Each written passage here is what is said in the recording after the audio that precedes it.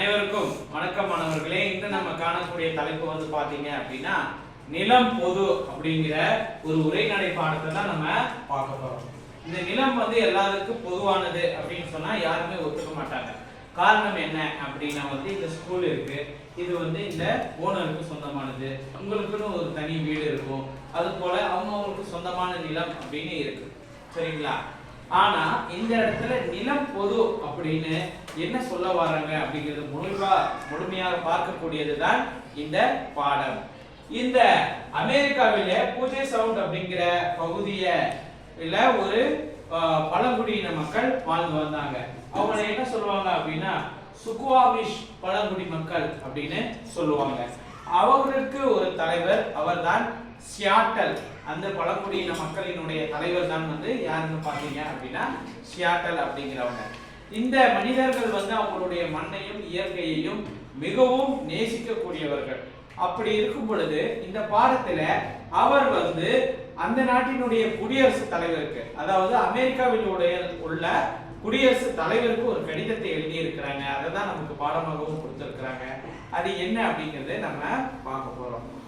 முதலாவதாக அதாவது இவர் எப்படி தொடங்குறாரு அப்படின்னா, வணக்கம், இந்த பூமிக்கு அணுக்கமாக உள்ள வானத்தை, இந்த வானத்தை எப்படி யாரும் சொந்தம் கொண்டாட முடியாதோ, வாங்க முடியாதோ, நாம் சுவாசிக்கின்ற காற்றை எப்படி விலை கொடுத்து வாங்க முடியாதோ, தூய்மையான நீரை எப்படி நமக்கு சொந்தமாக்கி கொள்ள முடியாதோ, அதே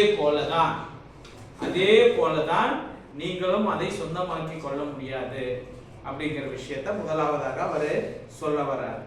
அதன் பிறகு என்ன சொல்ல வராங்கன்னா, இங்கே இருக்கின்ற இந்த நிலங்களும் ஊசி இலைகளும் பிறகு கடற்கரைகளும் இந்த பனித்துளிகளும் பூச்சி வகைகளும் எல்லாமே எங்க மனித வாழ்க்கையோடு மிகவும் இணைந்தவை, மிகவும் புனிதமானவை என்பதை அவர் சொல்றார். இந்த ஒவ்வொரு இடங்களிலும் இந்த செவ்விந்தியர்களினுடைய அதாவது அந்த நினைவானது எப்போதுமே எல்லா இந்த இயற்கையான பொருட்கள் எல்லாத்திலுமே இருக்கும், அதனுடைய நினைவு என்பதையும் அவர் சொல்கிறார். பிறகு என்ன சொல்ல வராரு அப்படின்னா, இந்த பூமியிலே இருக்கக்கூடிய நறுமணம் மிகுந்த மலர்களை எங்களுடைய சகோதரிகள், மான்கள், குதிரைகள், அங்கே உள்ள பல விலங்குகளும் எங்களுடைய சகோதரர்கள் அப்படின்னு சொல்றாங்க. அதாவது இது வந்து எங்களால மறக்கவே முடியாது. நம்ம எல்லாம் வந்து நம்ம வீட்டுல இருக்கின்ற நம்ம வளர்க்குற நாய்க்குட்டியோ பூனைக்குட்டியோ நம்மளுடைய பெட் அனிமல்ஸோ நம்ம அப்படியே ரொம்ப பாசம் கொடுப்போம். ஆனா இந்த உலகத்தில் உள்ள எல்லா உயிர்களும் நமக்கு ரொம்ப சொந்தமானது அப்படின்னு நம்ம எப்போதும் நினைக்கவே மாட்டோம். அவர் அப்படி இருந்த போதிலும் கூட அந்த காட்டிலே இருக்கின்ற எல்லா விலங்குகளையும் சரி மற்ற தாவர வகைகளையும் அவர் என்ன சொல்றாரு, அவர்களுடைய உறவினர்கள் என்று உரிமையும் கொண்டாடுகிறார். அதெல்லாம் ஏன் அவர் அப்படி சொல்ல வராரு அப்படின்னா, இந்த வாஷிங்டனிலே உள்ள ஒரு பெரிய தலைவர் வந்து அவர்கள் இருந்த இடத்தை காலி செய்யுமாறும் அவர்களுக்கு மாற்றாக வேறு இடங்களை தருகிறேன் என்றும் கூறியிருக்கிறார். அதன் மூலமாகத்தான் அவர்கள் என்ன சொல்ல வரார் அப்படின்னா, எங்களுக்கு இந்த பூமி புதுமையானது, மனிதர்களாகிய நீங்கள் வந்து என்ன பண்ணுவீங்க அப்படின்னா அந்த காட்டுக்குள்ளே நுழைந்து அந்த காட்டில் உள்ள வளங்களை எல்லாம் எடுத்து பிறகு அதை மொட்டையாக மாற்றி அந்த இயற்கை ஒரு அழிவையே நீங்க கொண்டு வருவீங்க அப்படிங்கிறதுனாலதான் அவரும் சொல்லுகிறார். பிறகு அவர் ஒவ்வொரு வரிகளாக சொல்லிட்டே வராரு. இந்த ஆட்சியிலே பிரதிபலிக்கக்கூடிய அதாவது எல்லா இடத்துலையுமே எங்களுடைய நினைவுகள் இருக்கும். இங்கே ஓடுகின்ற ஆறுகளானது மக்களுக்கு குடிநீராக இருக்கிறது, உணவு அளிக்கிறது, பிறகு நாங்கள் செல்லும் தோணிகளை சுமந்து செல்கிறது என்றெல்லாம் கூறுகிறார்கள். அது மட்டும் இல்லாம இங்கே ஓடுகின்ற நீரானது வெறும் நீர் மட்டுமன்று, என் முன்னோர்களினுடைய குருதி என்றும் கூட அந்த ஆற்றை பற்றியான வரிகளை அவ்வளவு அழுத்தமாக சொல்லுகிறார். பிறகு அவர் என்ன சொல்ல வராங்க அப்படின்னா, அதாவது நீங்கள் வந்து இந்த பூமியை, அதாவது இந்த இயற்கையை உடன் பிறந்தவர்களாக யாருமே நினைப்பது கிடையாது. நீங்க மேலும் பகைவர்களே நீங்க.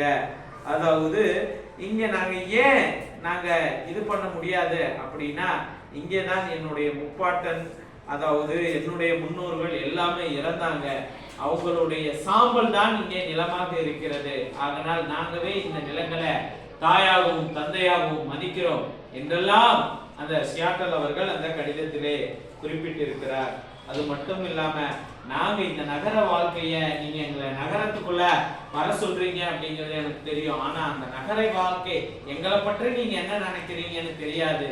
ஆனா நாங்க இங்க இருக்கின்ற இந்த செடிகளும் கொடிகளும் இந்த ஆறுகளும் இங்கெல்லாம் இருக்கிற வாழ்வுகளை பார்த்தா, உங்களுடைய நகர வாழ்க்கையை பார்த்தா எங்களுக்கு மிகவும் பயமாக இருக்கிறது. எங்க பார்த்தாலும் ஒரே சத்தம், அமைதிங்கிற விஷயத்த பார்க்கவே முடியாது. அப்படிங்கிற விதத்துல நகர வாழ்க்கையில எங்களால வாழ முடியாது, எங்களுக்கு எங்க வாழ்க்கையில நிம்மதி என்றும் அவர் கூறியிருக்கிறார். மேலும் சியாட்டல் பலவிதமான விஷயங்களையும் சொல்லி இருக்கிறார்.